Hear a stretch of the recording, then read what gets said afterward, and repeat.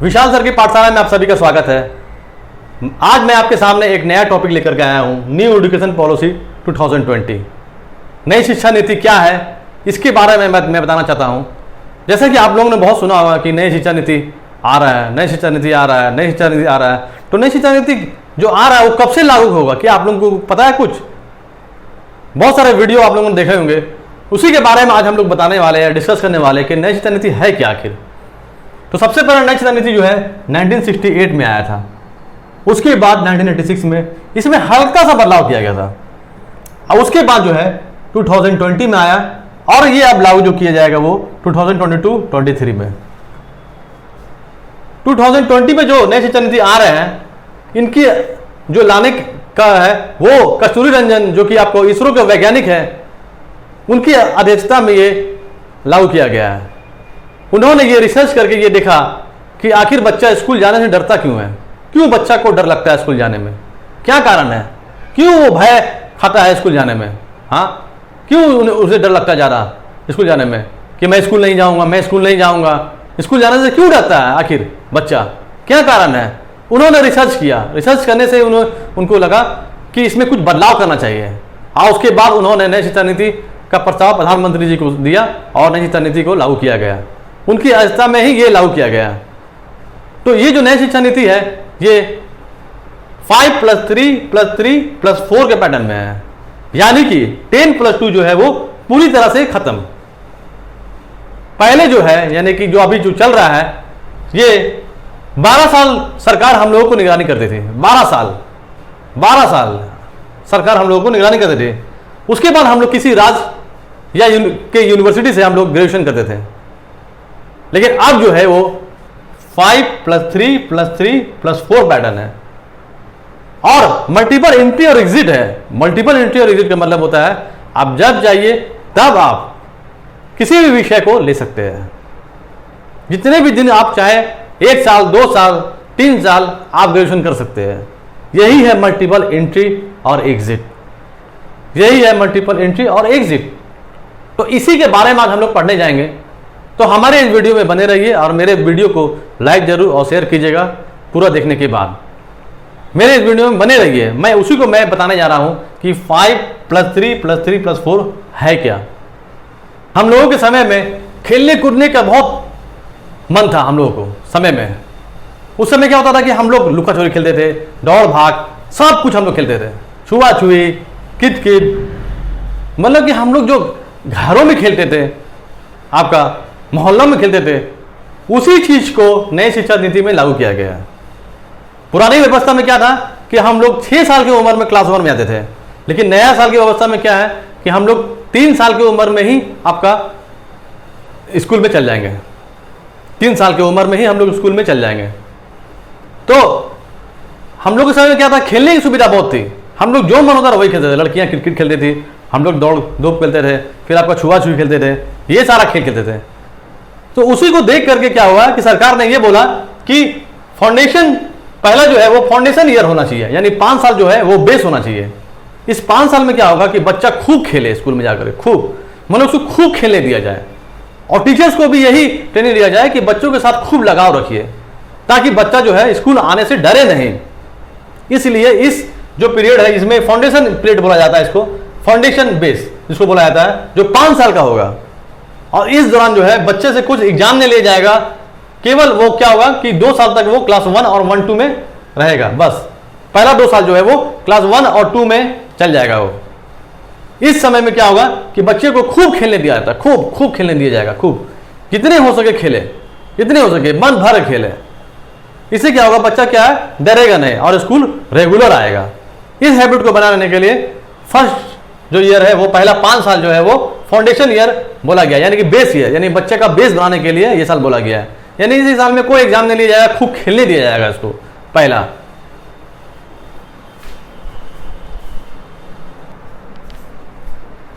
Class 1 और 2 पार करने के बाद बच्चा जो है वो प्रिपरेटरी स्टेज में आएगा, यानी बच्चा कब क्लास 1 और 2 चल जाएगा वो उसको खुद नहीं पता रहेगा।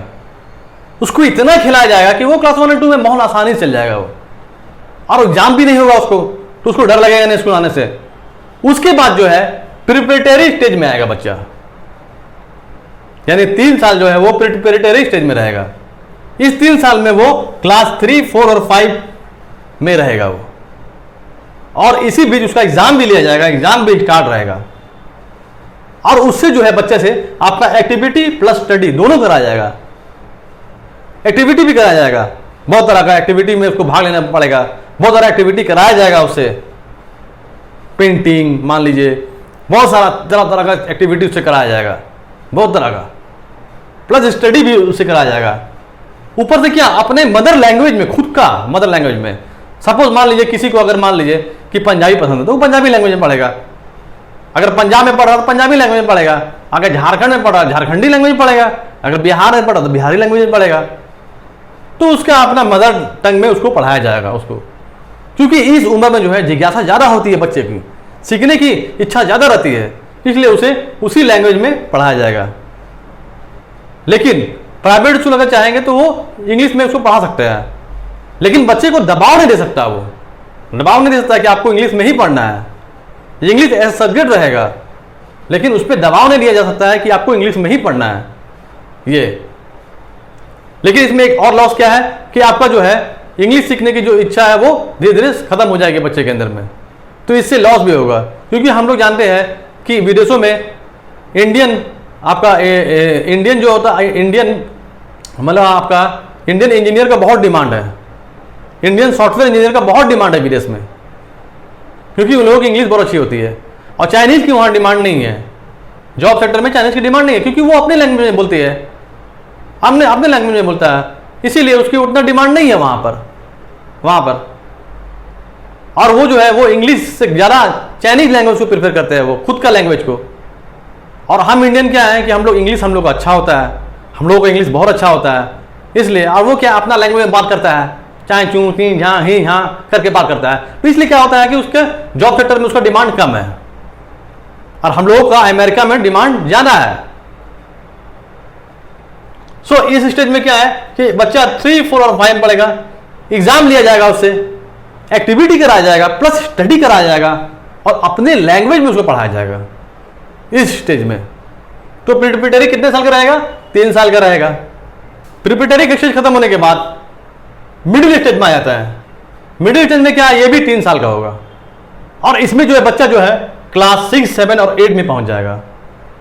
क्लास 6, 7, 8 में क्या होगा, बच्चे के साथ इंडियन लैंग्वेज में पढ़ाया जाएगा, जैसे मान लीजिए उर्दू, भोजपुरी, हिंदी, जो ये सब हम लोग का अपना लैंग्वेज है, इसी में पढ़ाया जाएगा बच्चों को। कंप्यूटर का कोडिंग सिखाया जाएगा। कंप्यूटर कोडिंग सिखाने का मतलब ये नहीं है कि कंप्यूटर का पूरा सॉफ्टवेयर इंजीनियर ही बना दिया जाएगा, ऐसा नहीं। कंप्यूटर का कोडिंग सिखाया जाएगा।